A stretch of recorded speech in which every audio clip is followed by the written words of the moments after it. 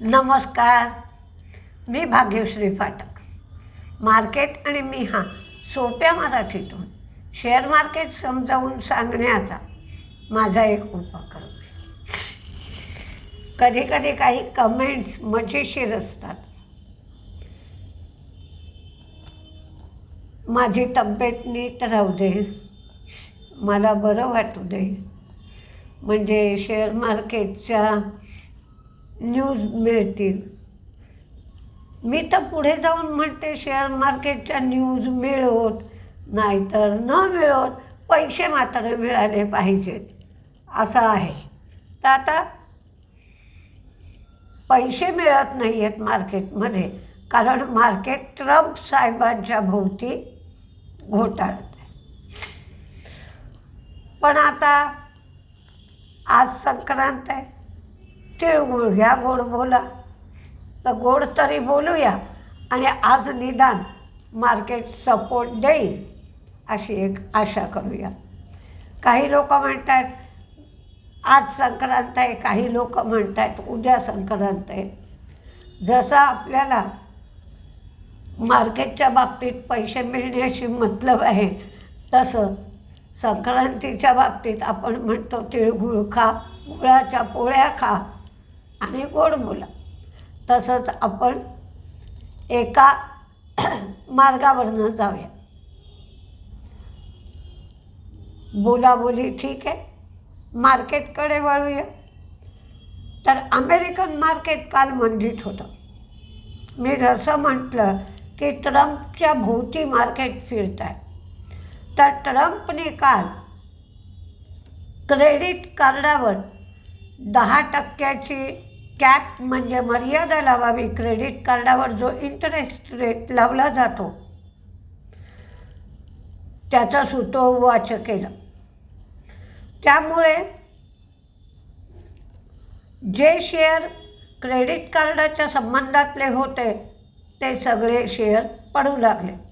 म्हणजे JP Morgan, visa, Mastercard हे सगळे शेअर पडले. JP मॉर्गनचा खरं तर रिझल्ट चांगला आला, तरीही ट्रम्प साहेबांच्या या घोषणेमुळे तो शेअर पडला.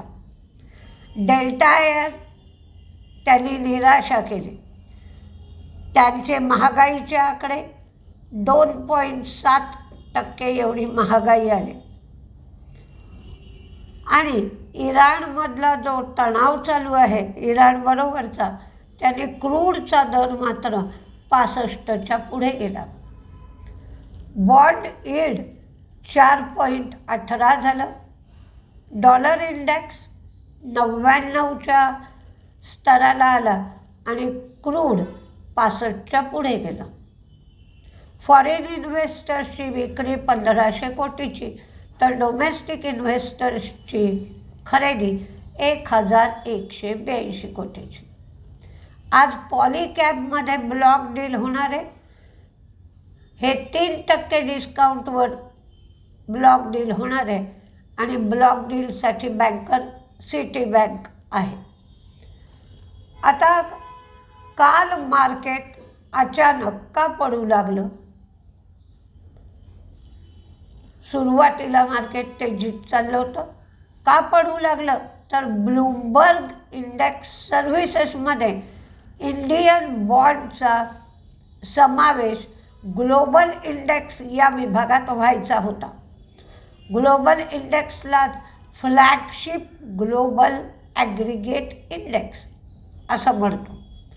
पण हा समावेश करणं ब्लूमबर्गने काल तरी कॅन्सल केलं आणि 2026च्या मध्यावर पुन्हा एकदा आम्ही रिपोर्ट देऊ असं सांगितलं. त्यामुळे ती थोडी भारतीय अर्थव्यवस्थेच्या दृष्टीने खराब बातमी होती. कारण बॉन्डच्या डिमांड सप्लायमध्ये जो डिफरन्स आहे तो डिफरन्स त्यामुळे कमी झाला असता आणि RBI जे बॉन्ड्स विकतं त्याला सोपं गेलं असतं. तर ती वाईट बातमी आल्यामुळे तिथून मार्केट पडू लागलं आणि मार्केट अधिकच व्होलटाईल झालं. काही रिझल्ट मार्केट संपल्यानंतर लागले, तर ICICI लोंबार्डचा रिझल्ट मार्केट संपल्यावर आला. त्यांचा फायदा 9% कमी झाला. 724 कोटीवरनं 659 कोटी झाला. त्यांचं इन्कम 12.4% वाढलं, ते 6,610 कोटी झालं. त्यांचा प्रीमियम 12.7% वाढला. तर कंपनीच्या मॅनेजमेंटने सांगितलं की हायर क्लेम आणि अंडररायटिंग कॉस्ट वाढली म्हणून प्रॉफिट कमी झाला. म्हणजे यांचा सगळ्यांचा एक रेशो असतो, तो रेशो कमी झाला आहे. जस्ट डायलचं प्रॉफिट कमी झालं, रेव्हेन्यू वाढलं, मार्जिनही वाढलं.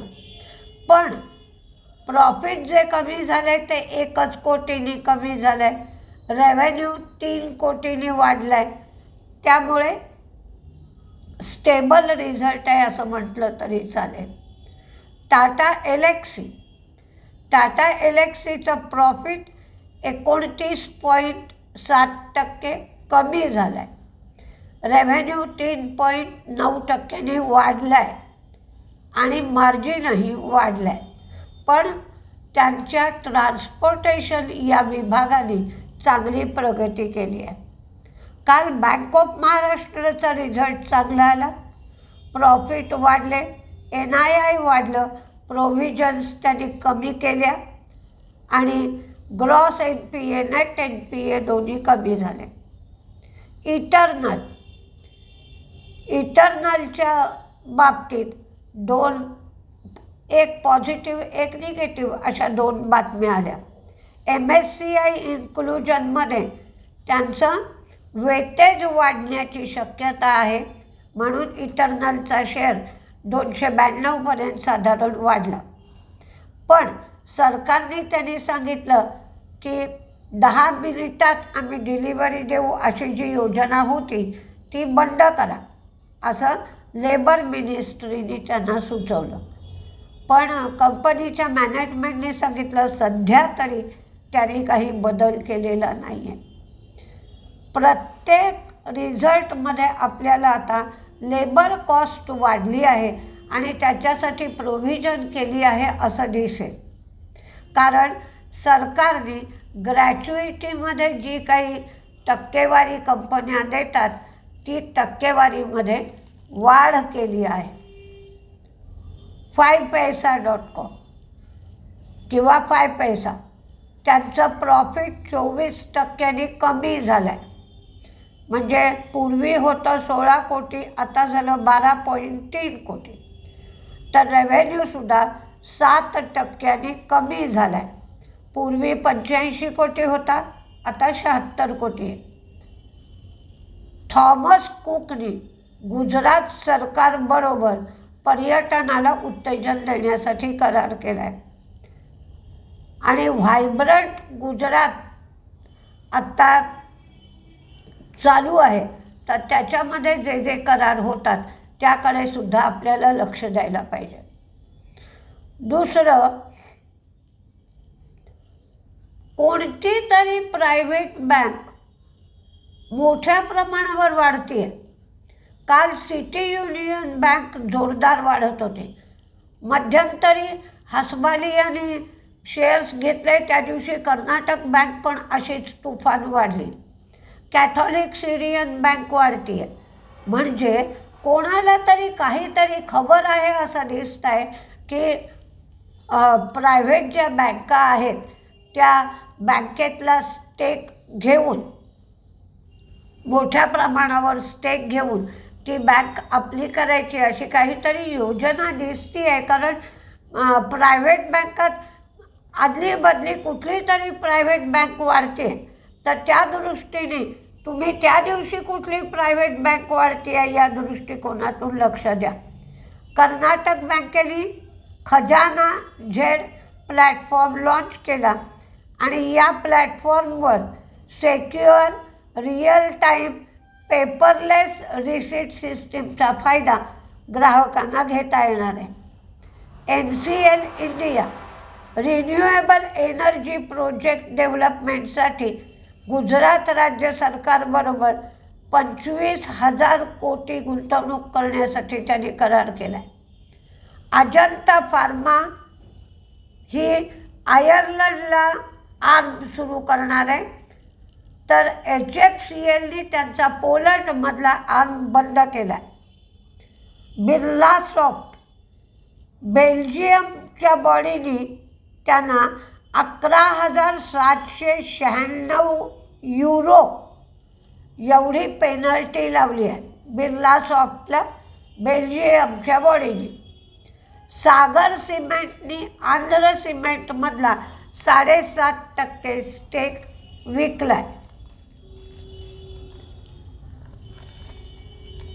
आता आनंद राठी म्हणजे ARSS म्हणतो आपण, आनंद राठी स्टॉक ब्रोकर्स यांनी मर्चंट बँकिंगसाठी गिफ्ट सिटीमध्ये ते आर्म उघडत आहेत. ओला मुहूर्त महोत्सव कॅम्पेन त्यांनी 14 जानेवारीपासून म्हणजेच आजपासून ते सुरू करणार आहेत. याच्यामध्ये ओला शक्ती मॉडेलवर 1,00,000 रुपयापर्यंत फायदा घेता येईल. एन्ड्युरन्स वाळूंज युनिटमध्ये गुंतवणूक केल्याबद्दल त्यांना 859 कोटी रुपये इन्सेंटिव्ह ड्यू झाला. पूर्वी त्यांना 252 कोटीचा इन्सेंटिव्ह मिळणार होता, तो इन्सेंटिव्ह 606 कोटी झाला होता. आता तो इन्सेंटिव्ह 859 कोटी एवढा झाला आहे. इंटर आर्च यांना 130 कोटीची ऑर्डर मिळाली आहे. आता काही तेजीत कुठले शेअर राहतील, मंदीत कुठले शेअर राहतील, ही फक्त एक लिस्ट आहे.